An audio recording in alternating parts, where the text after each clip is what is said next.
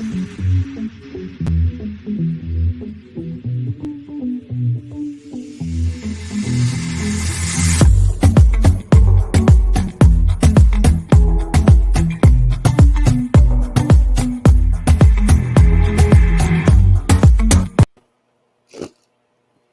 normally save the fan for drag videos, but it's kind of hot in my bedroom, so this is more out of necessity. Yeah, just slight issue. Because for some reason it's still 80 freaking degrees in Arizona in the middle of October. Anyway, welcome to The Cup, the currently unnamed podcast where we put the tea in reality, and you can always come to us first to quench your thirst. It has been a minute since I did that intro, and I almost forgot most of it. It's been a couple weeks since I've done an intro. I'm Logan Murphy, and say something gay. Gay, here drinking the remnants of my coffee because we've been talking for about an hour before we started recording. So most of the coffee's gone. But we are repping, for some reason, the state of Michigan. We're doing it for Taylor Hale, period. Sure, absolutely. Yes, that's the reason. Are there any people from Michigan on this season of Survivor? I don't remember. Don't really care. It's all about Taylor Hale at this point in this moment. She is the moment. She is the life. She is the it girl. She is that girl. So yes, we're repping Taylor from Michigan, period. And is that all you have to say? Yeah. Oh, cool. Well, then, let me jump in there. Hey, y'all. I am Lana, your resident diva, here to give you all the tea because I love some tea. Give you the tea, spill the tea, and you know what? If you have some tea, you know what to do. Slide in my DMs to tell me the tea because I will report it back to the masses if you report it to me. So I am here, and like I said, Taylor Hale's that girl, period. I'm going to keep saying it because she is that girl. Yeah, and that's all. Oh, I'm drinking water because I don't like coffee. And I know it's early and I should be having caffeine and, you know, blah, blah, blah. Maybe some tea would have been good, but I'm too lazy to make the tea. So water it is. Yeah. And hi, my name is Jack. I use any pronouns, so as long as you're respectful, use what you wish. I am a game designer, college student, Twitch streamer, overall mess. And I was drinking coffee, but god damn it, there was still a little bit in there. No! I'm repping Macy's for some reason. They have a currency, I think. I don't know. But your cup looks like his cup. Is that blue? It is blue, but it changes based on heat, which is why it's partially white. See, I still feel like we're representing Michigan right now, and Jack is doing it too. My label is blue. Taylor Hale, you are that girl, period. Exactly. We're all repping Taylor Hale, and this was definitely planned beforehand. Mm-hmm. Yep. That's what we Taylor, do. In a season that doesn't feature her, but you know what? Everything features her. Is that everything features is that a blue fan? It sure is. Oh, see, like I'm saying. Wait a minute. Do I have blue lights? Oh, interesting. I mean, do I have a blue cup down here? Mm-hmm. Okay. Am I about to change my ring light to blue? Maybe. Well, Taylor, if you ever see this, just know we're repping you. Even if we're not talking about you, we're repping you. I was going to say, of the two other in the CBS trifecta, I think the only person actively that we're talking about that has an affiliation with Michigan is Claire, right? Survivor, was it Survivor Michigan? I think so. Is the one she started? I think so. Anyway, Taylor Hale. Okay. Well, we're talking about Survivor. We're going to talk about Survivor. Enough about Taylor for now. I'm sure we'll bring up another point. But we're going to talk about Survivor. And we're talking about 2 episodes because we're behind. Because you know what? Life is what it is. No, what do you mean, Lana? This was 100% calculated because on The Amazing Race, they're doing the mega leg. So we're not talking about the mega leg. We're talking about Survivor right now. See, but this was totally calculated. This was calculated, though. because of that and this and this and that and this and the third. Okay. No, we're behind. No, we were really behind. We were a mess. I had work. Everyone had to work. It was just a mess. It worked, and I had sickness, and sickness that happens. Things do. But we are back. We are here, and we're talking about Survivor episode 3 right now, and then we're going to jump into episode 4. So let's start out. They start off episode 3 at the Vesey tribe, and Cody and Jesse are celebrating a successful tribal. Everything went the way they planned. They got rid of Justine like they wanted. Great. But they voiced concerns about Dwight being upset. Jesse's concerned Dwight might be upset with him, and he might have to sign some divorce papers if Dwight is upset, because of course that's his survivor wife. Whatever. Okay. So what confuses me about this Jesse and Dwight situation, and obviously there's so much we don't see on the show, it doesn't even seem like they're in the same strategic circles, like, at all. And so I'm just like, and a lot of it also has to do with what happens in this episode and then also in episode 4, but I'm just like, are they even working together? Like, it doesn't, from the perspective that I'm getting from the edited 43-minute television show, it doesn't feel like they're working together at all. I don't think they are. It's like, at least not closely enough for it to matter. I think they really are just bringing it up again because it's like, oh, we have to kill that plot line really quick. Divorce. Yeah. I mean, it was just weird because, like, they're talking about, Jesse was concerned with Dwight was going to be mad at him. And he was like, but it was my vote. He didn't even have a vote. That's what I would understand, because I'm like, Dwight didn't even have a vote. So why would he be upset with you for claiming your vote that is your vote? You can do whatever you want to do with your vote. And then Jesse makes a concern that he thinks Noelle is going to come after him. He's thinking after he got rid of her girl, she is definitely going to probably come after him. And he's concerned about that. Then we flip over to Dwight talking to Noelle, and Dwight is like, I'm not upset with Jesse. He did what he had to do. It is what it is. I wish we would have talked about it, but, it is what it is. He's a little leery of Jesse now. He's like, that vote was, a little something. He could have talked to me, but he was a little leery. But he wasn't upset.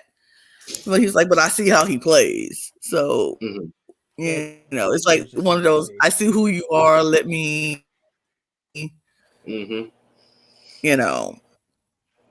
I'll act accordingly. I know how you play now. But he wasn't upset.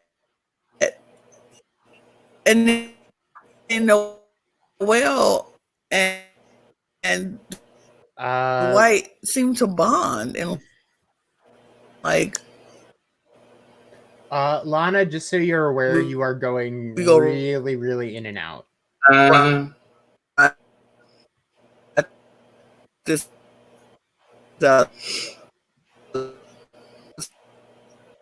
no. So, we love a live technical difficulty. God, you gotta love it. But I think we can move on then to Baka, because this was actually kind of interesting. It is very much there they go. Yeah. It was very much an interestingly split idea, where it's like there's Ellie and Janine on one side, where they don't trust Gabler at all, and they're trying to fish out information. They're trying to make things work. And then there's Sammy and Gabler on the other side, and Owen's right in the middle.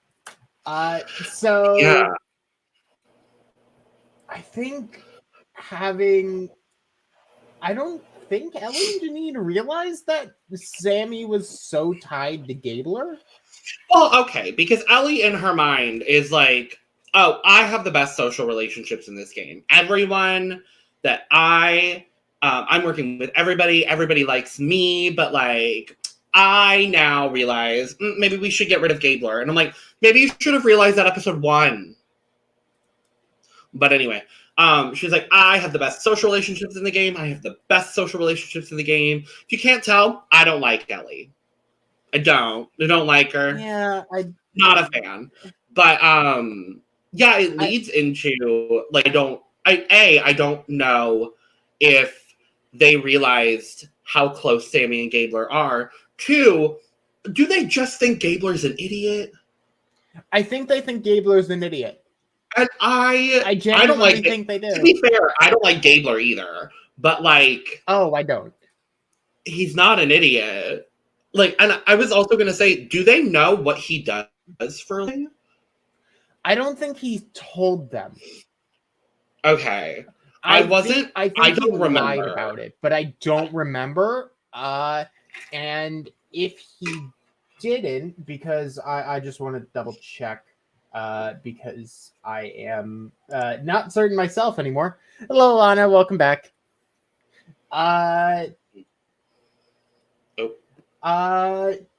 Yeah. So the 4 of them are all talking at this point, and then Sammy just kind of runs off to the side after everyone but Gabler gets together and are like, hey, let's see if Gabler realizes that his idol is still good or not.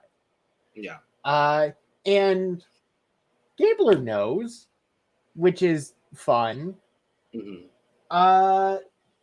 So at this point, I think Sammy's just fed up with Ellie and Janine and just tells Gabler, hey, just so you know, Ellie and Janine went through your bag and checked your idol. Yeah. Which immediately turns Gabler against the women. Which I don't blame. I don't blame in that regard because of how the questioning went later on, where it was like, oh my god, you have an idol that's now a souvenir. That's so cute. Like, it was obvious babying to a point where it was infuriating to watch. And my favorite part of this, too, is Gabler, and I pulled a direct quote because I wanted to direct quote this. Gabler literally says, Ellie is playing all sides and probably other sides. And I'm like, Gabler, honey, what other sides are there to be had? She's probably playing sides that she thinks exist. Metaphorical sides, invisible sides. See, she's playing all of the sides on Baka, and then also all of the sides on Coco and Vessi. Literally. All at once. It's like, I don't... It's weird. I don't like the way Ellie is playing. It just doesn't feel genuine in any way. But skipping ahead a little bit to like what you were talking about, where Ellie suggests a fake idol making day. I'm like, girl, have you ever watched the show? Like, genuinely, have you ever watched the show? Yeah, I was confused. I was bewildered. I was shocked. I want to jump back to Vessi for a hot second because I put all of the different day 6 sections together. But we also got this section with NECA, but we also got, I don't know if you saw the online exclusive clip with NECA doing Dwight's hair, and they're having a whole conversation about black hair. I did not see that. So they have a whole conversation, and so NECA on the show, we see NECA doing Dwight's hair and talking about her reasons for coming on Survivor, her missionary efforts, and I think all of that is lovely and wonderful and great and fantastic. And I still don't really like NECA because of outside things, and also I just don't think she's a great player, objectively looking at her time on the show. But the online exclusive clip that they showed was like the conversation basically right before that, where Dwight is like, I don't let anybody do my hair. I normally like fade it or I pick it out or something. And so he's talking a lot about like 6 days into Survivor, having enough trust in someone to do his hair is like a really big thing. And I wish those kinds of things were shown on the show, because that's really important for people that are watching Survivor to see themselves as a part of the game and like represented on the show. And we all know CBS has not done a great job with diversity in the past. And so I wish that kind of conversation, we had a lot of filler in this episode, and I just wish that conversation had been included. Yeah. But I mean, I'm actively looking for the clip just to see if I can find it somewhere. I would assume that the Survivor page posted it. It's on the Survivor YouTube. It's on the Survivor YouTube. Okay, yeah. So I'm gonna look it up as we just continue talking through this. Yeah. No, and they released Cassante. Fun. But yeah, I just wish that conversation had been had on the show is all. But I wanted to circle back to that really quickly. Yeah. We can jump to Coco. It's James's birthday. Yay! Birthday. And so I love that he's just like, I forget who, I think it was Carla off screen is like, you can do whatever you want on your birthday. And James is like, I'm gonna go look for idols. It's like, I guess. Fuck. Has the game of Survivor become that meta that like people are just like, oh yeah, I'm gonna go look for an idol? Like full like Russell Hantz level, like Ben level of just transparency and like, oh god, I'm gonna go look for an idol. I'm sorry. And then he doesn't end up going to look for an idol because Carla does. And I fucking love this. It's this whole sequence. So Carla goes off. Three people go off to like swim in the ocean. James is taking a nap. I don't know what's happening with, I think it was Ryan or Gio was like the other person involved, but like, who knows what's happening with them? Who cares? Carla's like, I'm gonna go look for an idol. So she goes, she's looking, she's doing things, she's doing all the things, and then she finds the Beware advantage. And she's contemplating, and then she puts it back. She puts it back. Yeah. I mean, I don't blame her. Don't blame her at the start because we saw the two different approaches to it being Cody and Carla. Cody immediately was like, let me break it open and figure it out. It's like, okay. I get the vibe, but it's a little much. I'm gonna be honest. Yeah.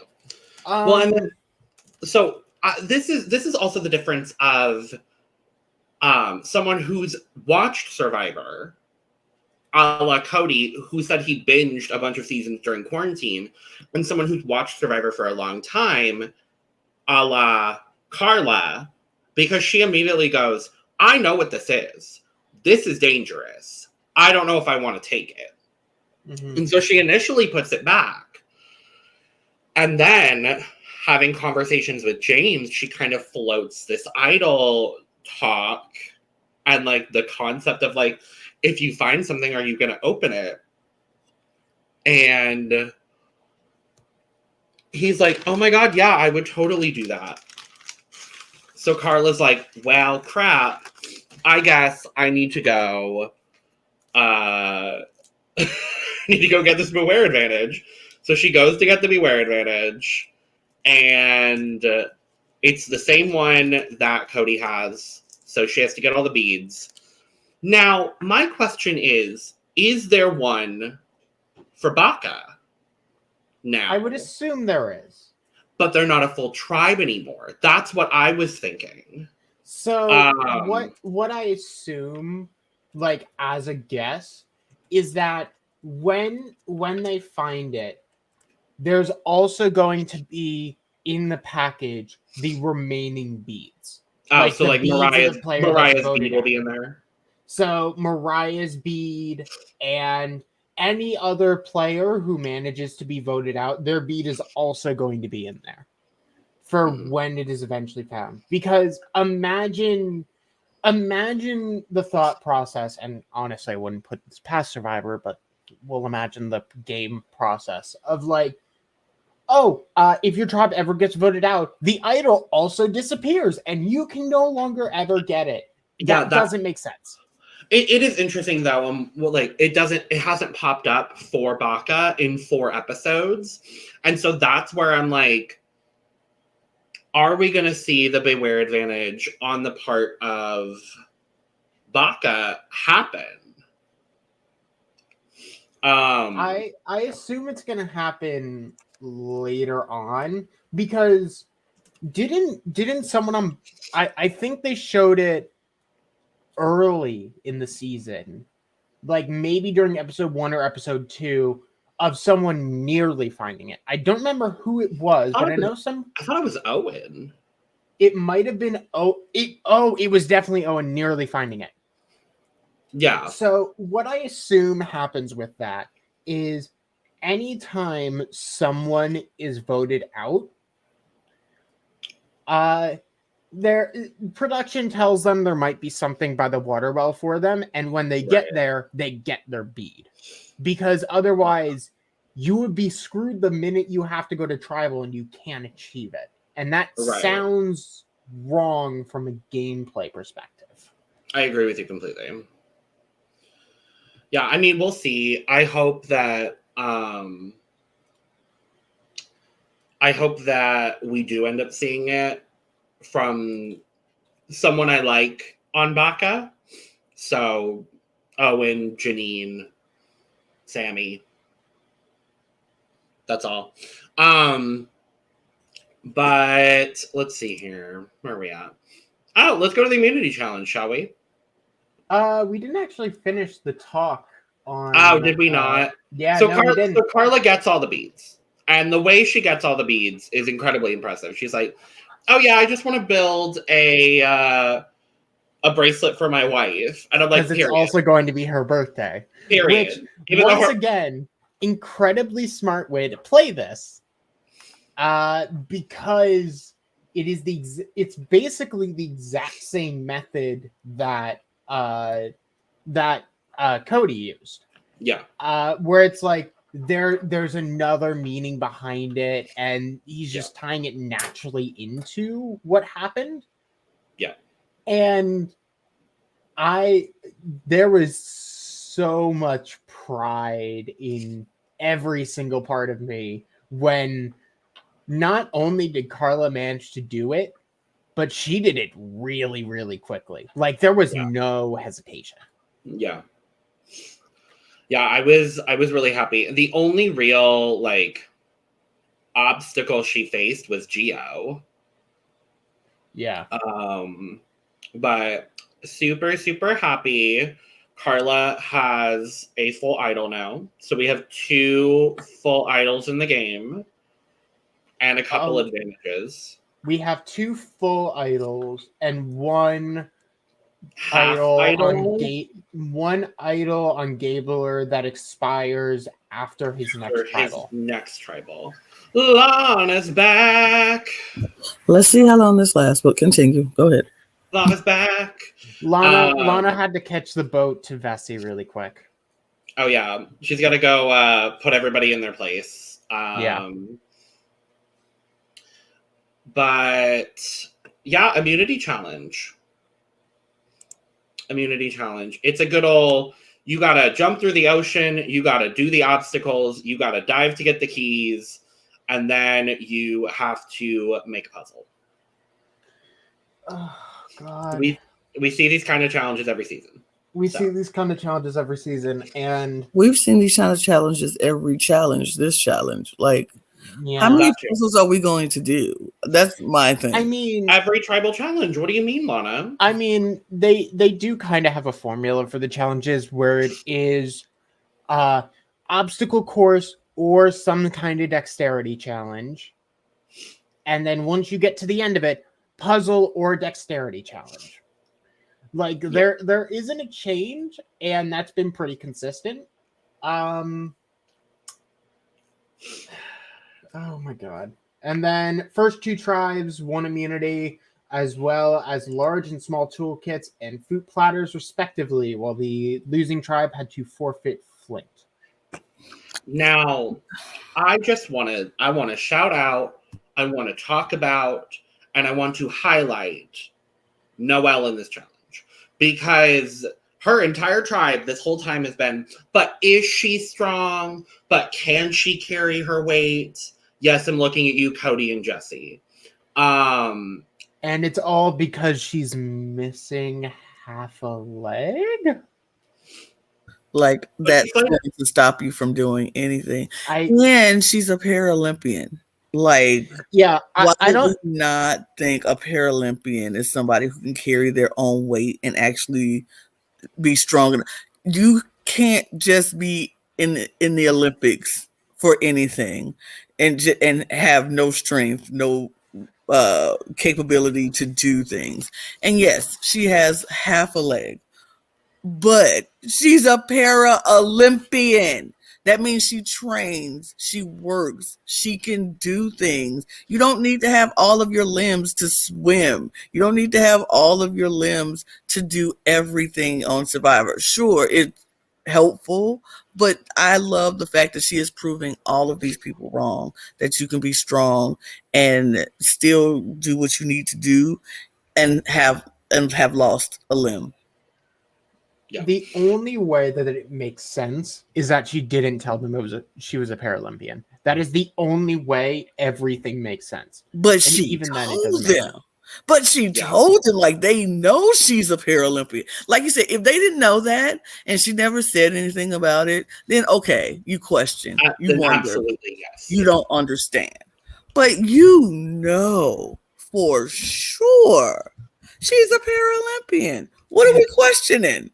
If anybody told me they are Olympian of any sort, I'm like, oh, okay, this person, they are dedicated, they are trained, they know what they're doing. They know what they're doing. Well, and we hear a little bit more of her story later when they go on the journey, but she's the 6th fastest Paralympian in the world currently in the 100-meter. Now, I love me some Olympics. Let me make that very clear. I'm a big fan of the Olympics. At some point in the near future, there might be a chance that we turn into an Olympics podcast. Because, like, when the next one comes around, Lana. You don't have to worry about me. I am all about the Olympics. I will watch I will watch every single event. If we are around in 2028, I might be in LA. We will be. Then if we're around in 2028, I might be in LA podcasting from the Olympics because I want to go that bad. Period. So,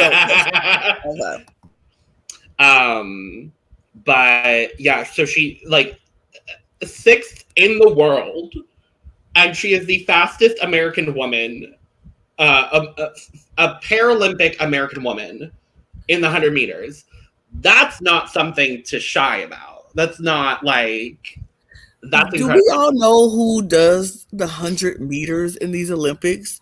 That's like Usain Bolt. That's like Flojo. That's like Michael. I'm trying to think of the modern 100 meter, and I can only think of like 2, 4. I mean, think of all the Jamaicans from who swept the Olympics. Like, those are the people who are doing the 100 meters. You don't just get 6th in the world by being a Rudy Poo. Like, you have to be amazing. And this woman is 6th in the world, and she's 19 years old or 20, 21. 21, like she has to be old. I think she's graduated college. So I mean, but she did it when she was 19. She's currently 25. But she did it when she was 19. Oh, period, yeah. That's the thing. She was in the Olympics and stuff when she was 19, 20. Like, come on, people. Like, get off. Okay, but let's move on because, I don't know how long my Wi-Fi is going to hold up. Valid. Yeah. My God, it was bad. But so we do the immunity challenge, and Everybody is doing their thing. They're jumping off the things. They're swimming, getting their keys. And it starts off with Baka is killing it. They starting off, they rolling through.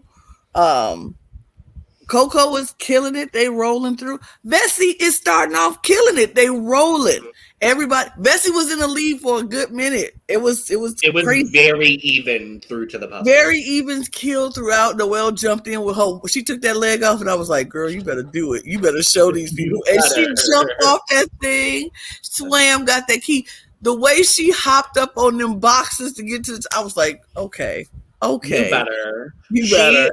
It's not that I wasn't rooting for her before, but after these 2 episodes, she has skyrocketed in my like favorites. Like she is up there in my my core favorites. Like I'm very much so rooting for her. But it get there, and they are rolling. Everybody's pretty even throughout until we get to the puzzle. Vessi gets to the puzzle first, and they're working on their puzzle. Baka's right behind, Coco's right behind. And for some reason, it's NECA and Jesse on this puzzle for Vessi. They can't do it. They can't. They can't. NECA is looking all over at every other tribe trying to figure out how to put this piece. It was a turtle puzzle, people. They couldn't put the turtle puzzle together. And it was bad. It was painful. If we thought last week, the episode before was painful when NECA was sitting on that cage, not helping with the snake and just acting like this was even worse because you didn't even have to do anything physical. You just had to put the puzzle together, and you just, oh my god, I've never seen anything so bad in all of my days. It was, oh my god. It was I just went, it's gonna be NECA's turn to go. There's no way she's getting around this. It needed to be NECA's turn to go at that point. I was like, it needed to be NECA's turn to go last week. But okay. It's like it went from like this is like 80% that NECA's gonna go last week to we're at 160, right? Like NECA's gone. The only way she isn't at this point is if she gets like some weird advantage that does it. If she's like, hey Cody, I helped you find these, I helped you get these beads, now save me. Like that's honestly the only universe. But so if you couldn't tell by our talking, Baka wins, and then also Coco wins. Coco wins. Yeah, they win, and they get to choose people to go on a journey, and so they choose Noelle, James, and Owen. They all get to go on their journey. Yep. So this is where we get Noelle's flashback, which makes me feel great because you know what? She got a flashback. So she's going to be around for a little bit. No. No one that's gotten a flashback so far has been eliminated. Gotten a flashback? No. Oh, wait, no, that's a lie after episode 4. That's a lie because literally the person who goes home this week gets a flashback. Well, not a flashback. Gets a backstory. It gets a backstory. That's what I mean. Yeah, because people get backstories. Also got a backstory. How did she? Yeah. I mean, at this point, let's be real. It was very obvious from the edit of the episode who went home. Yeah. So at this point, we're very much just recapping it up to that point. Yeah, we knew who was going home because they literally came back to camp was like, it has to be NECA. It has to, everyone just kind of looked around and were like, it's NECA, right? Oh no, right? Okay, okay, we're on the same page. Good. Because I was still worried. I'm going to be honest. I was still a little worried. I mean, this is the only part that I wasn't worried because I knew it was going to happen, but everybody was very emotionally attached to NECA. NECA was very strong socially. Everybody loved NECA, which I can understand. She's a sweet woman. She has a very good heart. She has a very good story, And so emotionally, Cody and Jesse were very close to NECA and they liked her. Like Jesse considered her like his mom. And she reminded him a lot of his mom. And he was like battling back and forth. Like, if I vote this woman out, I'm voting out my mom. Cody made a strong alliance with her at the beginning. So they were very strong and tight. And it's like, as much as this is a game and we like to be game bots in these games, you start caring about people when you're stuck on an island all day with these same people and you're talking and getting their story and knowing their personal history and knowing who they are and their heart to their core. And it's like, yeah, it's only 9 days, but 9 days when you're spending 24 hours a day with this person and you're knowing all of this stuff about this person, y'all talking, you get to know this person and you get to care about them. And it's like, oh. And NECA even says at Tribal, she's like, it's a really horrible decision regardless. And she took accountability for her actions. She knew she messed up. Yeah. I think jumping back to the very much accepted it. Oh yeah. He just was like, jumping back to I understand. Go for it. Yeah. Oh, sorry. No, you're good. Jumping back to the journey really, really quick. So we have Noelle, James, and Owen. We get Noelle's story here, which we kind of already talked about. But Noelle is very open about being like, hey, I was at the bottom of my last vote. So this could be a 3. And I hope all 3 of them merge. This is a fun group that I really like together. Yeah. Mostly because I really like all 3 of these people. Side note, I really do like those 3 together. And hopefully they do make it. But I know I'm jumping a little bit. I don't think they appreciated the move that was made. Because they were like, a little later, yeah. Let's get some strong. She's gonna get some strong people out, and that's what she promised. Like, I'm gonna go out and get the strong folks out, and their faces when we see on the next episode lets me realize maybe they don't agree with what she did, but it really. I mean, and what we just talked about as well. NECA was very strong socially. And that's not a dynamic that either of the other 2 tribes is going to be privy to until they're like, Noelle, what's tea? Like, what happened there? To which she can be like, she was in with every single person. Like, everyone loved her, and that's why she needed to go. Because those kinds of players down the line are dangerous. But so they have the same decision that Gabler. Oh God, I forget who else went on that one. Gabler, Dwight, and Jenny. No, Cassidy. It wasn't Cassidy. It was Gabler, Dwight. What are we on? Who the hell went on that journey? Carla. Oh, it was Carla. It was Carla. The same as the original or the first one. And Noelle's like, I'm happy to establish some trust here. I think I need this tonight. So if y'all want to give it to me, that'd be great. And they do. And I was like, this is great.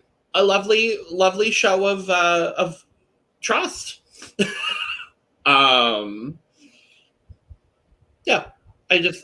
was a lovely moment. But we later find out when we're back at camp, Noelle has a steal a vote advantage. And she gets back and she's like, y'all can look through my bag, y'all can do whatever. I didn't risk my vote. Because she's hiding her advantage in her foot shell. I fucking love this. I love this so much. This makes me so happy. I'm just like, And she's like, So good. and before they go to tribal, she's like, I'm not ready to go home. I have plenty more leg jokes. I have more that I want to do. And I'm just like, I love that she has such a bright sense of humor about this situation that otherwise could be very dark. She has my kind of sense of humor as well, and I think that's why I like her. But she has that humor of like, yeah, no, this was horrible. It's been long enough that I can joke about it and make the most morbid jokes. Yeah. So we go to tribal. Nothing major happens at tribal. They're talking about having to get rid of a person. And then they do get rid of a person. And it's NECA. She goes out on a 4-1 vote, which is, it just makes sense. It was time. It was definitely time. And I think she knew it. And it was kind of like, no hard feelings. She didn't go out upset. She didn't feel betrayed by anybody. It was just like, I get it. Unlike the next person eliminated, and we'll talk about it. But it is incredibly unfortunate that 3 women of color and the only 2 Black women in the game are voted out in the first 3 episodes. It does feel really, really bad. I mean, like one of them deserved to go. Makes sense that it was going. Like NECA, she deserved to go. At that point was like, even she accepted that it's definitely my time to go, and I completely understand. I'm still pissed about Mariah. I'm still pissed. I'm still pissed about Mariah, and I don't think Justine did anything to help her situation while she was in the game. I don't like that she was voted out because I think she could have been dangerous down the line, and I would have liked to see that. But she would have been much more useful this week if it was NECA last week and not her that last week. So because they probably could have put Justine in the water part of the challenge, put Dwight and Jesse on the puzzle, and maybe they would have won. But maybe. Who cares? Episode 4. Here's episode 4. Episode 4 actually really was just, it was a lot of nothing for me. It was a lot, but then it was nothing. Okay, so everybody said we start back with Bessie. They come back from tribal. Everybody's a little sad. Then NECA had to go, but they knew. Like we said, they knew it was best. They were like, we really connected with NECA. We really liked NECA, but she wasn't helping the tribe. Like our strength was, we needed to build tribe strength. She just was not it. So she had to go. And it is what it is. They felt that way. That was that. Then we go to Baca.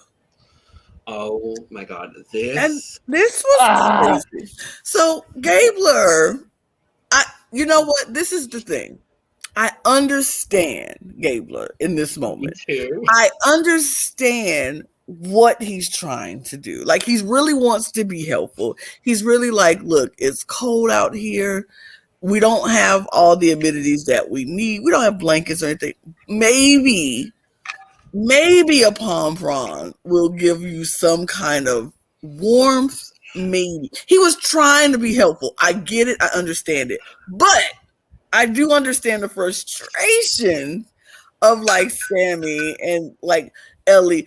I didn't like how Ellie talked to Gabler. Like, that was a continuation from the last episode that I did not like how Ellie talks. I don't like how Ellie talks to people anyway. That girl, that woman right there talks to everybody on that tribe like they're children. And I don't like how she does that. I don't like how she moves. I don't like how she operates. I didn't get to talk about it in the last episode because, Wi-Fi. But I don't like that woman. I'm going to put it out there. I don't like her. I didn't like her from the first week when she turned on Mariah, and it just continued to grow and fester. And I really wanted Baca to go to tribal council and vote her out because I don't like her. But that's neither here nor there. Here we are here.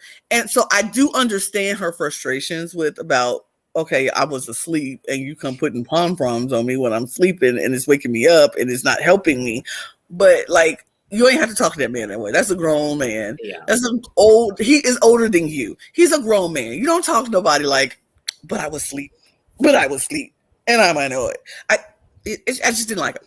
But Gabler, I understand what you're trying to do, but it's just ask. Just ask. Like, hey, do you want to don't do this in the middle of the night? Right. Don't wake people up to do it. Just be like, hey, my favorite part of this whole thing is just Sammy's confusion. Like he is just like, wait, what? Why is there a palm frond on me? Was this put on me?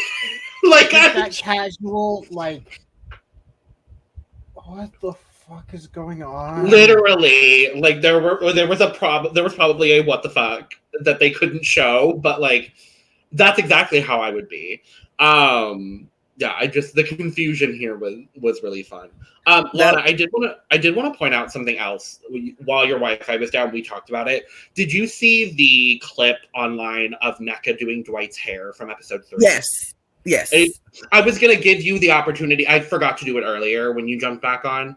I was just gonna, as you know, hi, Jack and I are not Black and you are, so I didn't know if you had anything you wanted to discuss with that. I mean, it was nice to see. It just was very comforting to see somewhat, because heck, I used to be that person. I used to be sitting on the floor in between my mom's legs and she would be doing my hair. It's a cultural thing. And that's where you get a lot of comfort and conversation when you're getting your hair done. That is a huge part of the community. Is you get your hair done, you talk to your barber or your beautician, and y'all have these gossip fests. We spend hours in the beauty salon getting our hair done, and our beautician is like some of your best friends because you talk all the time, and it's like they're doing something to make you feel good about yourself. So, and then a mother's son, that's what it looked like. She's braiding his hair, she's parting it and twisting it. I love that. It was a good moment to watch. It was just a feel good, nice moment. And Dwight looked good with his little braids. It was his twist out. It was nice. Yeah. All I said is I wish they'd shown it on the actual show instead of leaving it as an online clip. It was on the show. Well, so we see it happening when NECA's talking about her missionary trip. Mm-hmm. There was an online clip where Dwight, I don't know if you saw that one, where Dwight is talking about how he doesn't let anybody do his hair, but feeling comfortable enough 6 days in to have NECA do it for him. Oh, I did not see the clip. Yeah, there's a whole it's like the conversation right before NECA talks about her missionary efforts and all that kind of stuff. Yeah, that's what I had brought up earlier because I watched that clip and I was like, I wish this had been shown on the show itself, because last episode there was a good amount of filler, and I feel like that would have been something that would have been really nice to show on the actual show itself. Well, then that is a part of the reason why we need production backstage, Black production because you're not telling important Black stories, and because white people don't understand how important hair is for the Black culture, they wouldn't think that's an important piece to put into the show. Even as a filler piece, they think, oh, this is the filler piece to see Cody jumping off a rock. That's a cute filler piece because they understand that that's fun, but they don't understand the importance. And I get it. Black people are very protective about who touches our hair and who does our hair, because it's a very important thing in the culture. Like, that is how little history, a lot of hairstyles that you see with the braids and things were how slaves got directions to Underground Railroad, to places of safe haven, how we transported food from the fields. And so those braids are ways that was something that was very important to our culture. And so now that we don't have to have those kind of things, the braids are just expressions of culture, different expressions of where people are from, different expressions of how people like to, show themselves. And so you don't trust everybody to touch your hair. You do find your person. You do find that person who you feel comfortable enough to fix it and twist it and do whatever they got to do because it's so important. And so the fact that he felt that he was comfortable with Netta after 6 days of knowing her to do that is a huge thing. And that is another reason why her social game was off the charts. And I understand why, people would later on down the road, she would have been one of those dangerous players because everybody would have liked her. Everybody would have felt comfortable with her. And then when you feel comfortable with somebody in a game like this and you like them, that's the hardest part to vote them out. And she could have floated all the way to the end. Even if she was just a little bit better in competitions, she could have floated her way to the end. Yeah. Because she felt everybody felt comfortable with Netta. So yeah, that was a very important piece. I'm glad you told me about it because I didn't see it. I'm gonna go look for that. But it's on the Survivor YouTube. Jack, I don't know if you ended up finding it. I'm trying to find it. When we post the video, I'll link it below as well. But yeah, I think that's a very good. I'm glad you told me about that because that is a very important piece of information. And like I said, this is the part of where we need people of color behind the scenes as well as in front of this camera because you got to equally tell everybody's story. And that was a very important piece that they probably didn't think was important. And it's nothing against the people behind in the editing. They just don't know. And you don't know what you don't know. And in that aspect, they just didn't know how important that is. But to the Black community, that is very important to have somebody you trust to touch your hair. Yeah, that's why white people, we don't want y'all touching our hair. Please, in all honesty, don't go up to white black people and touch their hair. That's the PSA. Don't ask if you see an afro. Be like, oh, can I touch it? No.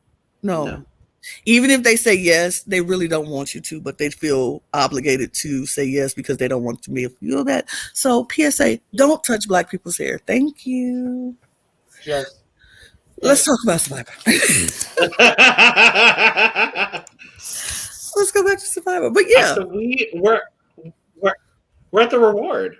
Day 8 reward challenge. Wait, I was like, oh, is this the immunity and reward already? What's happening? But then I was like, oh no, this has got to be just reward. But no, okay. For some reason, we got 2 challenges this episode because there really was not much else to show. So we are knocking sandbags off of ledges to find a key. You have to pull some puzzle pieces under a net, cargo net, and then. Or no, I'm mixing the 2 challenges. No, you're right. No. So this. No. You're right.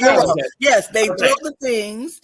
Throw the things, and then you walk across on the blocks, and then the other 3 people throw the sandbags onto the hanging discs. I have notes in front of me. Me too. And I should have remembered, but it's okay. fine. But that's fine. That's fine. Yeah, that's fine. Absolutely fine. So it starts off with Ryan, Sammy, and Cody. And they are throwing those bags to knock off those blocks. Cody is killing it at the beginning, and Sammy is slaying it at the beginning. Ryan, not so much at the beginning. He's doing good enough. But, Cody gets all his down first. He's kicking those blocks, trying to get across the thing. Sammy is right behind him, and he's kicking those blocks.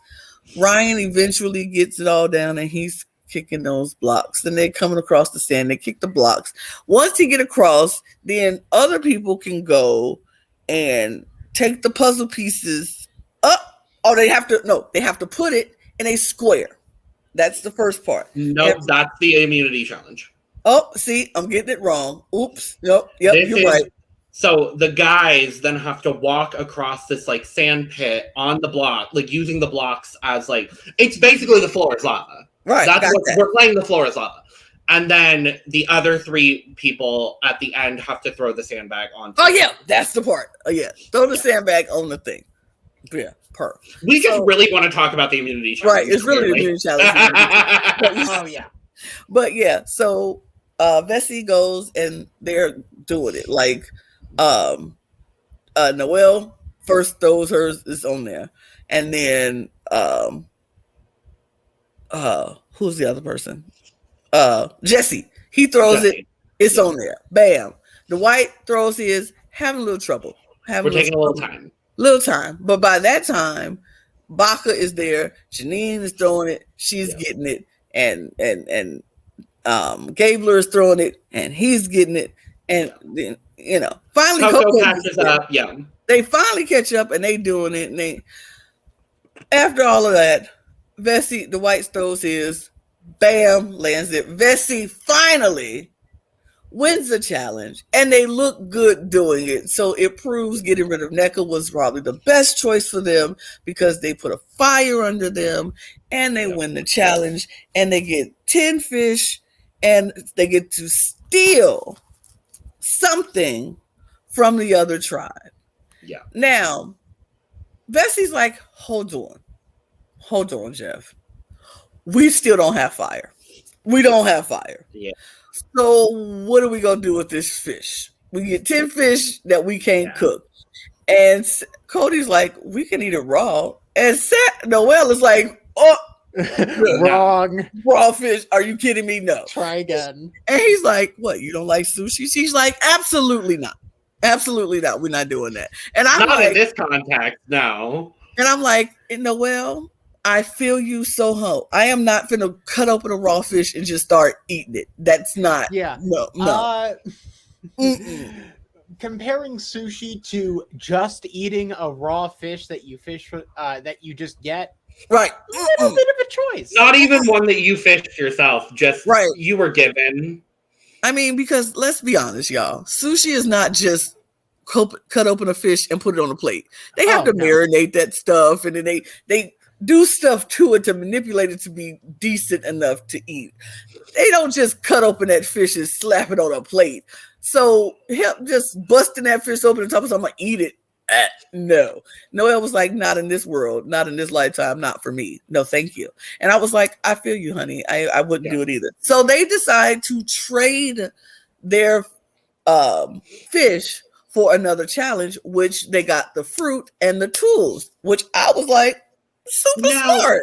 Now, here's the question, because Jeff, they were like, can we do that, Jeff? And he was like, yeah, you can trade for any of the previous rewards. Has this always been a Survivor policy? I think recently they decided that you can trade for. I want to say new point, that like 40, starting with 41.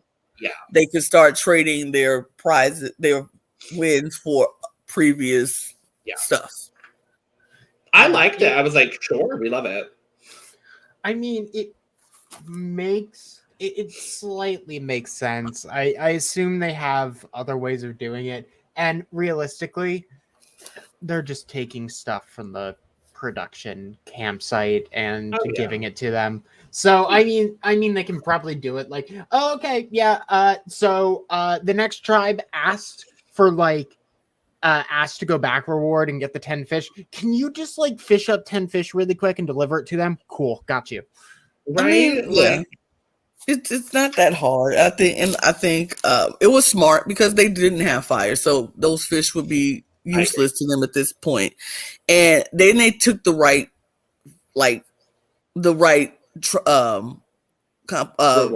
reward. I think getting the fruit and the tools.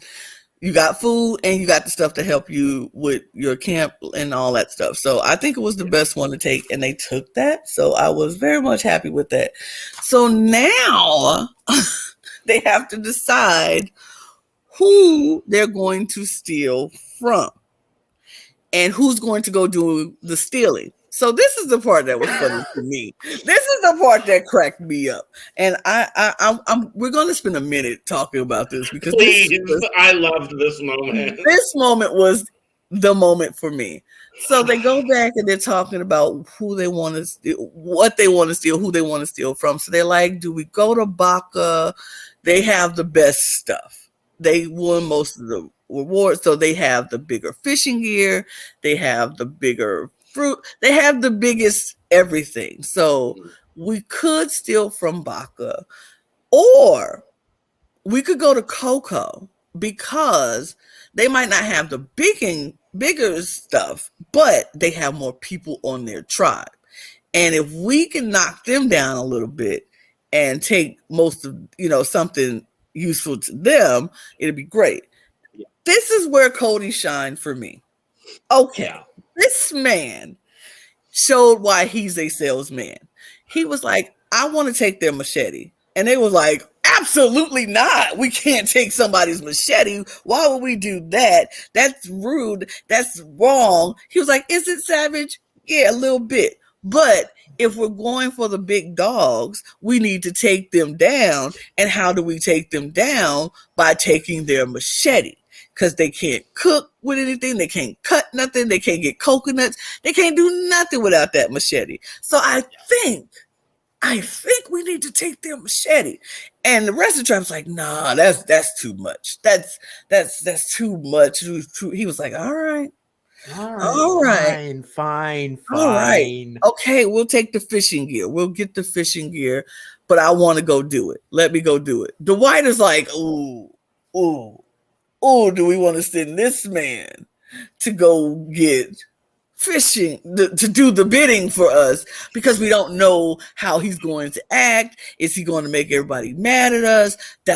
Ooh, I don't know. He's like, Cody's like, I got this. I could do this. This is what I do. Just let me go. So they agree to let him go. And they choose to go to Coco. Now, the anticipation, the editing, how they were like, who's coming? Is he going to Baca? Is he going to Coco? What? Ooh. And we see both tribes like, is that a boat? I'm like, yo. A boat? I'm like, yo, we know the beaches are like right there. So you can see the boat coming in from the horizon. But which way is he going? Is he going right or is he going left? So both of them are like, I see a boat. But he's going. Where's he going? So he ends up going to Coco. This man. My admiration for Cody kind of went up a little bit in this moment. He was like, I know what I told the tribe. I'm going for the fishing gear. He walks right to Coco and they were like, so what do you want? He was like, the machete. And they were like, what? I will say, they very much compared Cody to being like a kid in a candy store. I think, like, I would go with a kid in a candy store who has eaten every single piece of candy in that candy store. I would compare Cody to a woman in a jewelry shop with her man's black card, and he said you can go crazy and get anything you want. Like he was in heaven. You dropped him off in Rodeo Drive with a black card and said you do what you want to do. He was like, the machete, and they were like, absolutely not. No, what? No, what else can we give you? What else can we give you? Palpitations was having. Coco was losing their mind. They were like, not the machete. And they were like, well, what if we offer you this food? You all haven't eaten. We can give you food for 2 days. And he's like, 2 days worth of food is okay. But what happens after those 2 days are over? Like, they were like, but what do you want? He was like, what about the fishing gear? And they were like, okay. What if we give you the fishing gear and some limes and this food? This man was like, I guess we'll take that instead of the machete. Okay, all right. You give us that, we'll leave the machete alone. And he walked out with more than what he anticipated going in. And it wasn't until after he was gone that Carla was like, we just got played. We just got played because he came in here for one thing and we sent him on his way with so much more than what he asked for. We do not know how to negotiate. I was like, no, y'all the worst. Y'all are the worst. Yeah. I mean, he literally was just like, give me everything. Okay, so now that I have completely reeled you in, give me still everything, just in a different context. Yep. And that was the smartest thing. Like, this is why, like, Cody has been pissing me off just because he's Same. been like so extra. He might have pushed the needle back to, you know what, you're okay for now. I think Exactly. I agree. Oh, I think I agree. like he was like, oh, you're annoying. That's what he was. This one kind of was like, okay, maybe. He's got a level of savvy that is very good for this game. He doesn't have the in-depth game knowledge, and we talked about that a little bit. Also, while your Wi-Fi was down, Lana, comparing his experience with the Beware Advantage to Carla's, where Carla weighed all the options because she knew about like what the Beware Advantage and like all of that. Cody just dove in, and so I don't know if he has enough savvy to go far in the game, but I'm very interested by this character. And I like him more than I did. Yeah. The thing with Cody is his strength. Look, if anybody is going to sell elevators and escalators, you have to really sell it. You have, because some people are like, what do I need an elevator for? Or what do I need an escalator for? I just got some steps and you can go up these steps. Especially in Hawaii. Right. So it's like, you really have to sell these things.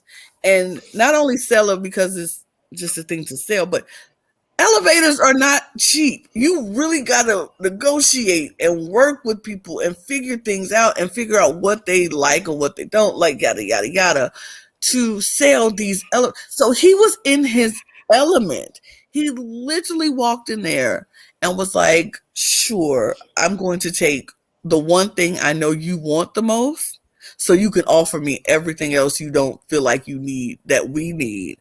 And he just took advantage of their naivete, their hunger, they just lost their first loss. They don't know how to handle things when they lose because they're not used to losing.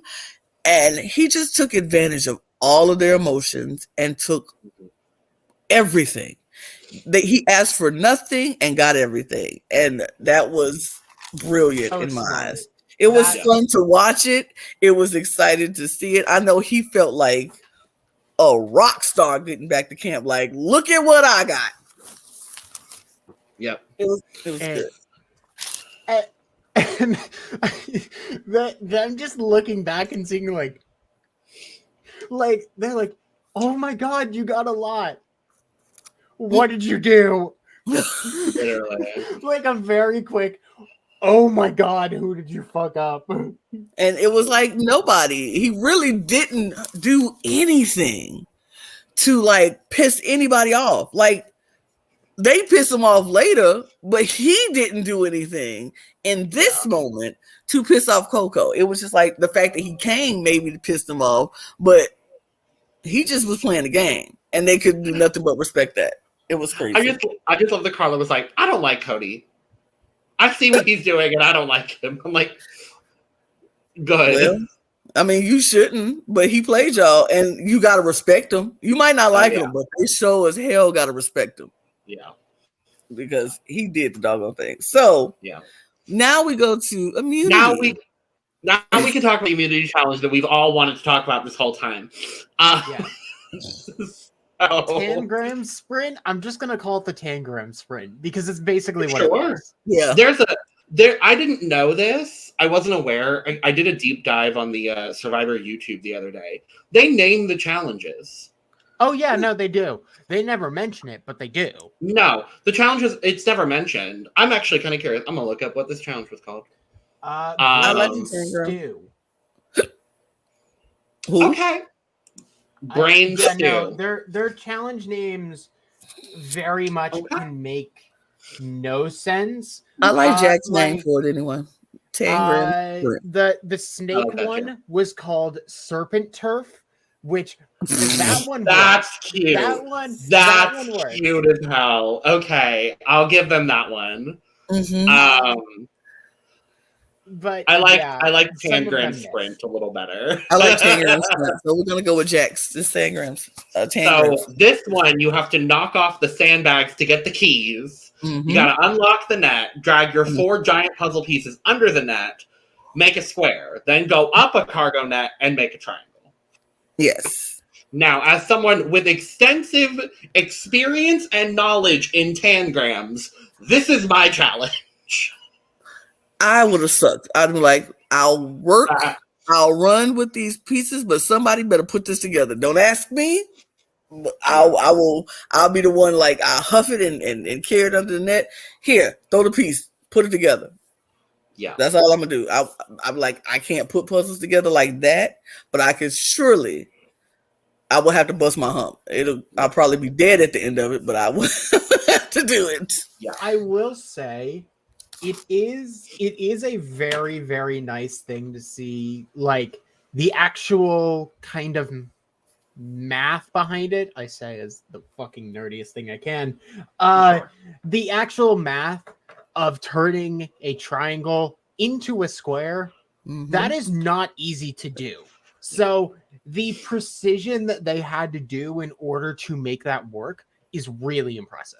Oh, yeah. And also, the solutions make sense. And I think multiple times, I don't remember exactly who says it, but it's like, okay, make sure it's all right angles. Like, thank God somebody, like, it was, I think it was Dwight, who was like, yeah, let's make sure this is correct. So, I mean, good job on him for knowing how to make a fucking square. Because some people definitely didn't. It was crazy. That was like, watching this thing happen was insane. Like, they started out, everybody was right neck and neck because all you gotta do is push the sandbags out, grab the keys. Then it got to dragging the pieces under the net. Getting to the first obstacle was putting the square together. That was very interesting to watch. You could see right away who knew what they were doing and who did not. And it was very much like trial and error for some people. And it was like, okay, I'll put this piece here, put this piece there. And Vesey, Dwight, like you said, Dwight was very much like, we got to make sure the angles are correct. We got to make sure, we're putting things, we don't want the square to be wrong or whatever. So Vesey finishes it first, the square, and then they quickly knock that thing down so can't nobody copy what they're doing. Baca's right behind them, and they put it together, knock it down. Coco's having a little rough parts, but they finally get it, and they get on up the cargo net. Vesey gets up to the cargo net. Now, the triangle showed to be a little bit more challenging for a lot of them than the square. If you agree with me, Jack. Repeat that one more time. My brain partially logged out there for a moment. Yeah, it's okay. I said the triangle gave them more issues than the square to me. It looked like they got the square pretty decent time easily, but the triangle was giving, I think, everybody a little bit of a pause. Yeah. I also think it's because of I don't know the exact term for it, but basically you're able to see a solution the first time and understand that solution. Mm-hmm. So now when you try and attempt a different solution, your brain is going to say, oh, okay, let's make that first solution. Oh, okay, let's make that first solution. Like that will fuck you up, and it's very, very fun. But I mean, we get this challenge gets into a really, really interesting spot where they start it almost feels like a challenge episode in a way, like, if that makes sense. I felt that a little bit. This felt like a challenge you would see on the challenge because of the fact that it is so common on the challenge for them to cheat off each other. Oh yeah, and the immediate pushing down of pieces, other than the fact that they need to move them, that felt very challenge-esque. I appreciated seeing, once they get to the triangle. Okay, so once they got to the triangle and they finished and were figuring out, and Vesey ends up finishing first. They finish it. Now they could have left it up. They could have. But you know what? Vessi was like, nah. They kicked it down. That was very challenging of them to kick it down so nobody sees what it is. This is where it got interesting. And this is where a lot of people got upset. But me, personally, I agree with it 100%. I agree with this 100%. So, Noelle and Dwight looks over to Baca and starts helping them put the triangle together. They want Coco to lose, which I agree with and understand. You got 6 people still. Yeah. We have both lost people. Vessi lost 2 people. So they're like, y'all can't go into merge 6 strong. That's insane. So they start helping Baca to win this challenge so Coco could lose. And Coco was pissed. They were stunned that Vessi will actually help Baca. I got it. The second they did it, I was like, "Oop." Oh yeah. Well, because we saw what happened when a tribe in this new format goes into merge as a full 6. 2 of the 3 of them made final tribal council, and 1 of them won. Mm-hmm. It wasn't necessarily the person you would have thought, because Erica was on the bottom of that tribe the whole damn time she was there. Mm-hmm. But the statistics are still there. Like, Deshawn also made final tribal council. So the odds are good that it's a blue tribe. Just saying. Blue and 1, blue. Michigan. Taylor Hill. But yeah. It was very interesting, and they were upset that they were like, how dare they help each other? They cheated. I'm like, not really cheating. They were just doing the Lord's work at that point, because y'all were not going to go into a merge, which can happen at any point in time. Whenever Survivor feel like throwing a merge together, they could be like, it's merge time, and they going in 6 strong. That's very not the best case scenarios, especially for a Vessi tribe who's down to 4 members. Yeah. You can't go compete against the 6 when you only got 4. And if you get Baca on your side, you bring in their 5 with your 4. You know what I'm saying? That was an instant connection, because that's a bonding moment for Baca and Vessi. Like, y'all helped us out. We got you. Respect. So I thought that was a great play. And so Coco is going to tribal council for the very first time. Baca wins the second immunity because of Vessi, and literally it was because of Vessi, because I still think Baca would have still been trying to figure that thing out if Vessi didn't help him. Absolutely. And so, I will also say the important note of the second they got rid of NECA, Vessi immediately wins their first 2 challenges. Like, not even like wins is in safety. No, 2 first places. That's suspicious. That's weird. It's just like, oh my god, no, this feels horrible, but they were absolutely right. And can I just say, I also will put this in the atmosphere. Once they got rid of Mariah, Baca only won second place most of the time. Just want to say. Just saying. Yeah. But okay. They only got the second. And it's also, and it's because NECA was still on the Vessi tribe that they. Okay. Because if NECA was gone last week, I kind of feel like Baca wouldn't have got that second place. But okay. All right. That's just me. But we move. Yeah, we sure do. So they get back to camp. They get back to Coco. Coco, this turns into a disaster. Because this was a train wreck. I've never seen a tribe so messed up. It's not even a tribe. It's not even a tribe. It's one person. It's one person. It's one person being a fucking mess. But before we even jump into that mess, we got the first mess. Gio walks into camp, and Gio feels like he is the man. Like, Gio was the one who was going to win the challenge for all if Vesey wouldn't have helped Baca. Like he was on some horse that was higher than the horse on Beyonce's Renaissance album. Like he was on some horse, baby.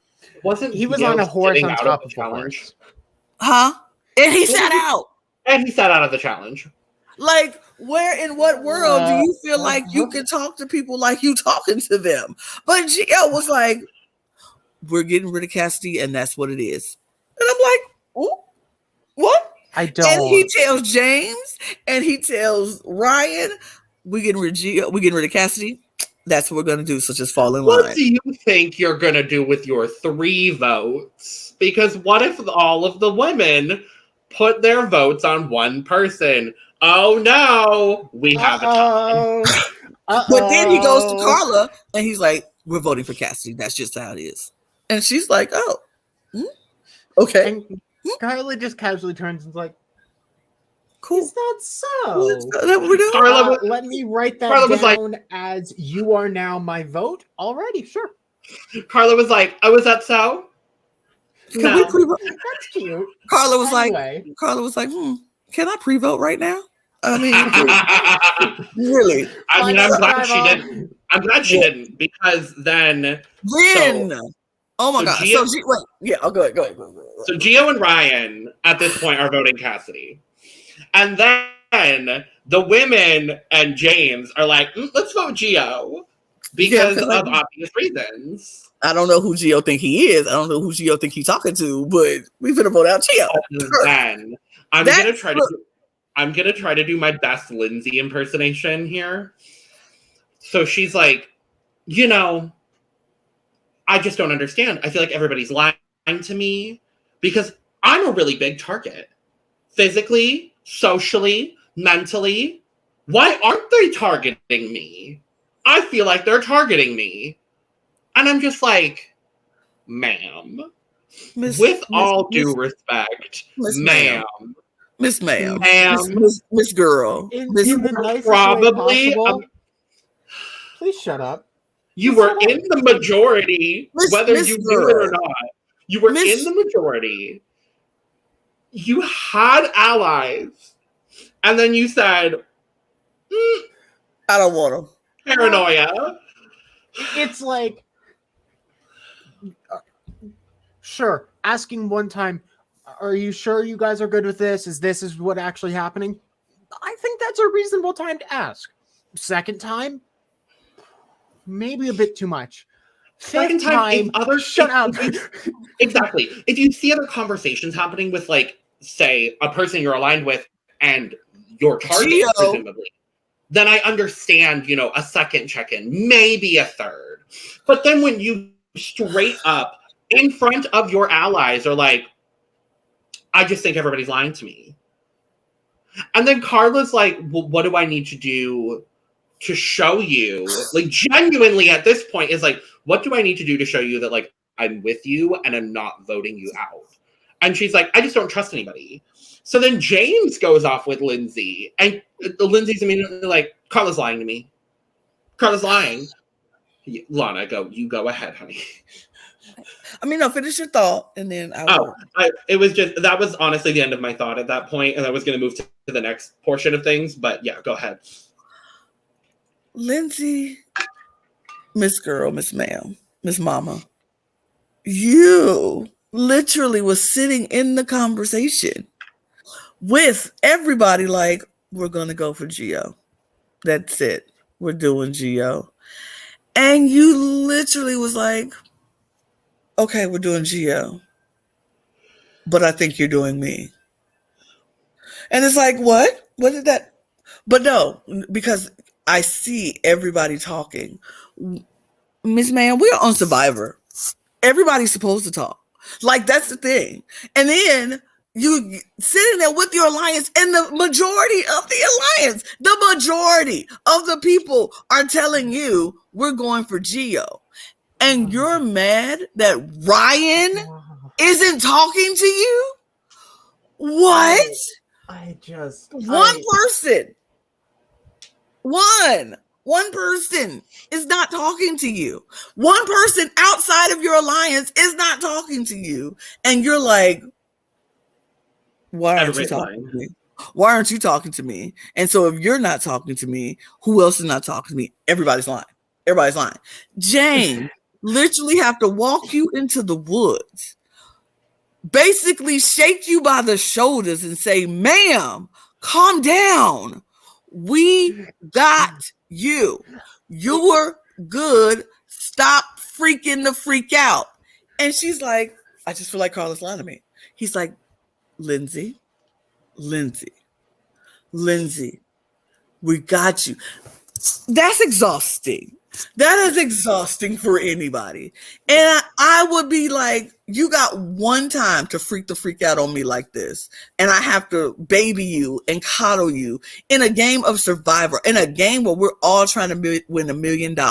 You got one time to freak out and I have to coddle you. And if you can't come back from that, don't ask me to do it again, because I don't have the energy to do that. And I think that is what is going on with James. That is definitely what's happening with Carla. Carla was like, we need to flip. We need to flip it right now. And James was like, wait. I got it. He had the patience of Job. If y'all ever read the Bible, he had the patience of Job with Lindsay. He literally was like talking to an infant, picked her up and said, calm down. Like, who does that? It reminds me of the scene from Airplane. Where it is literally just like someone freaking out. Mm-hmm. And there is a line of people telling this woman to just calm down, and she doesn't.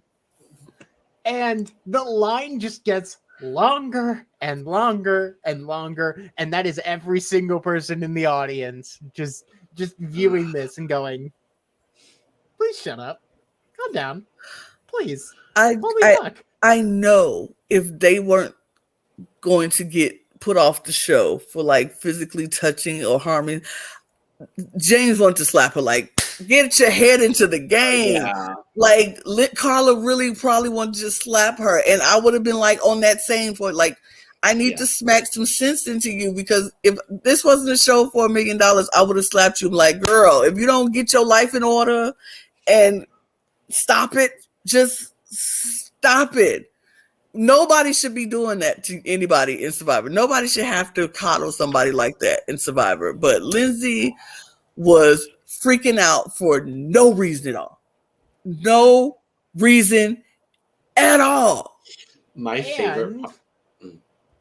And she got absolutely bit for it. I was going to say my favorite part of this episode is Carla in confessional being like, dealing with Lindsay is like dealing with that drunk friend that you have that says that they can keep drinking, but and they're like, I'm good, and they're clearly not, because I've been, and the bar won't let them drink anymore. I've been both of those people, so I know how that is. I was just like, oh no, It was bad. It was a bad time. Miss Mama. So then we go to Tribal, and this woman has the nerve, the cheek, the gall, the audacity, and the gumption to say, well, the people who wanted to talk to me today prioritized talking to me today. Ma'am, this is a person, Ryan, outside of your majority alliance. Why do you care if he talks to you or not? I'm not working with you anyway. So I don't want to talk to you. I don't need to talk to you, because the more I get comfortable with you, then I'll be worried about not voting you out. I need to have some kind of distance so I can be comfortable enough to vote you out. Why do you care if this man talks to you? And Ryan is like, I wanted to talk to you, but you didn't want to talk to me. I was trying. He literally told her, after I eat this mango, we could talk. And she's like, after the mango, he doesn't want to talk to me. I was just like, girl, or the papaya, whatever they were eating. He was like, after I eat this, we can talk. She just was not. And Ryan is looking at her like, I don't know what you want from me. And this continues to go on throughout the tribal. She's just Miss Paranoid. It was bad. It was bad, and this is exactly why sometimes you just need to keep it shut, because at a certain point you will get caught. Yeah, and this one right here was definitely what happened, because they go for the vote, and yeah, it is a 4-1-1. 4-1-1 vote out for Lindsay to go home. And to be clear, it is a 4-1-1. 4 votes for Lindsay. Gio casts his vote for Cassidy. Lindsay casts her vote for Gio. Because Gio still needed to go along with the original plan that he put up that no one was following. Which even his own person, Ryan, did not come through with Cassidy, which should have really, like, Gio just put it should himself, have been the first, second, third, and fourth flag. Yeah, like the fact that he didn't. It was bad. It was crazy. It was crazy. But yeah, Lindsay's voted out 4-1-1, and that's what we got. And it's her own fault. It's her own fault. It is. Have we had a season where the first 4 eliminated people are all women? No. And there's a fun little statistic that someone pulled up. If a woman goes out next, it is the season with the most women going out back to back. Very sad, very disturbing. As much as I don't like Ellie, please, Baka, go to tribal and vote out Ellie. No, vote out Gabler. So I would rather Gabler and then Ellie, and that's fine with me. Yeah, at this point, I think we said in the beginning of the season that there wasn't anyone that we necessarily dislike. That has changed. That has changed. That is very quickly. Go for it. I just need Ellie to go out pre-merge, and then I need Carla, Janine, Cassidy, and Noelle to come together and merge and create a 4-strong Black Widow Brigade Part 2, the remix, and then they become the final 4. Okay, so something that I'm just noticing now. So Gio is from Hawaii, like that. That is very clear. Gio? Yeah, at least it says on the wiki here, but I'm not sure if that's right. Is that right? Let me look it back up, because I don't remember, if I'm being honest. Survivor wiki there.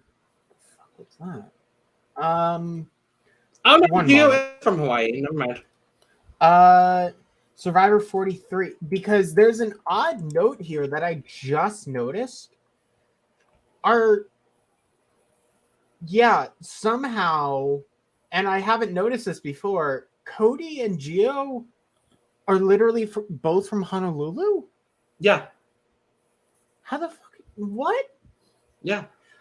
And well, Cody's originally from Idaho, but he lives in Honolulu. Yeah. Which is just, it's so odd, because Carla literally talks about this episode as Cody is leaving. He's like, I don't know the sentences. I don't know the phrases offhand. But Carla just goes, He's from Hawaii, but I don't believe that. That's what she said. It's like, you might be from Hawaii, but I know you're from fucking Idaho. She literally says, bro, you're from Idaho, calm down. Mm-hmm. I'm like, yes, Carla. I don't know. That's Survivor. We made it through 2 episodes. It was so much. It was it was an episode of wanting. It was 2 episodes of wanting to bang my head directly through my desk. Yeah. But I don't remember what the next time, like what it was primarily about. I know Gio was pissed. That's all I really remember. That's all I remember. And I mean, I could see Gio being a potential target the next time Coco goes to tribal. I could see Gabler or Ellie being the target, depending on what Owen feels like on Baka. And then on Vessi, if they go to tribal, I don't know. Oh God.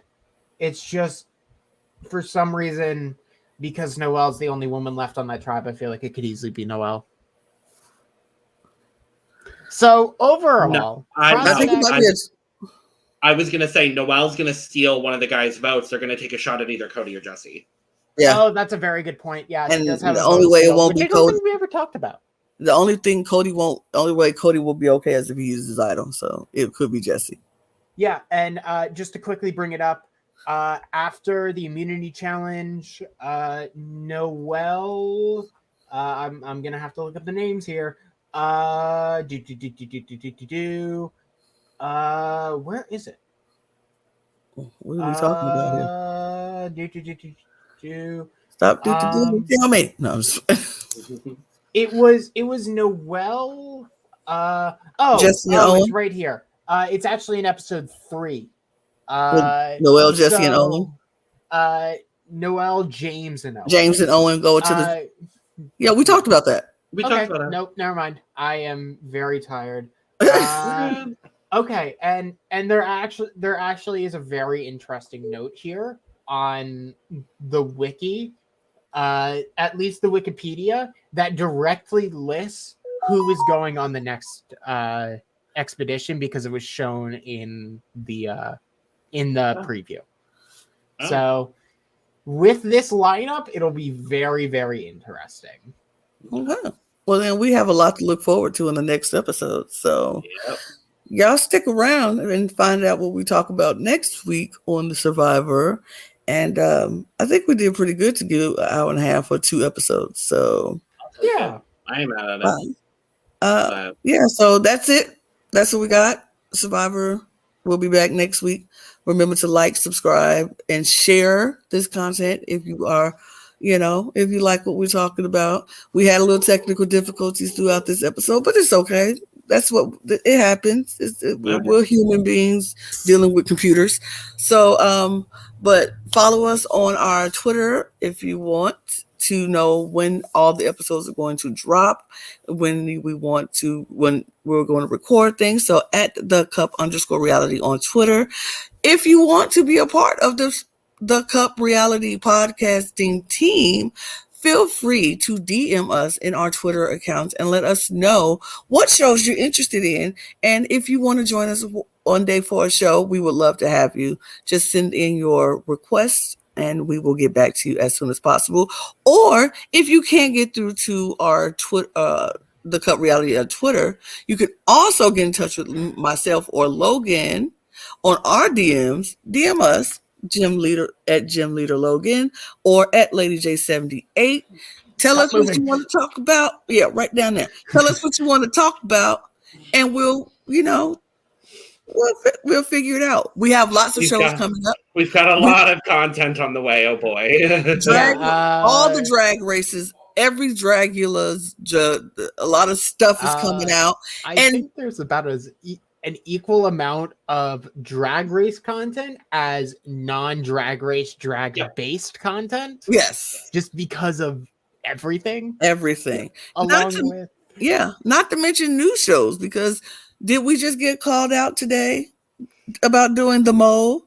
We see you, Willow Pillow. Okay, we're doing the mole. I just have to catch up. We're going to do it. I have to catch up. We're going to do it. We're going to do it. I need a way to watch it. We got you. We're going to do it. We just need to catch up. So thank you, Willow Pillow, for calling us out. We're gonna do it. But give us some time. And then It's a there's Netflix. like so many other shows. It's a lot of shows coming down the pipeline. Maybe the challenge. I'm not going to say yes or no, but maybe the challenge. Because we started Challenge USA, and then Yeah, but so yeah, we still got a lot of stuff. So if there's a show that you want us to cover, or you want to join us and be a part of it, let us know. DM us, let us know, and that's what it is. Follow Jack the Flop TTV, and if you want to check out his Twitch channel. Great show content on there. And that's it, you guys. Thank you. Appreciate you so much for joining us. And check us out next week. Bye. Bye. Cheers, everybody. Bye. Bye. Yeah. Bye and bye. Goodbye. Goodbye now. Goodbye.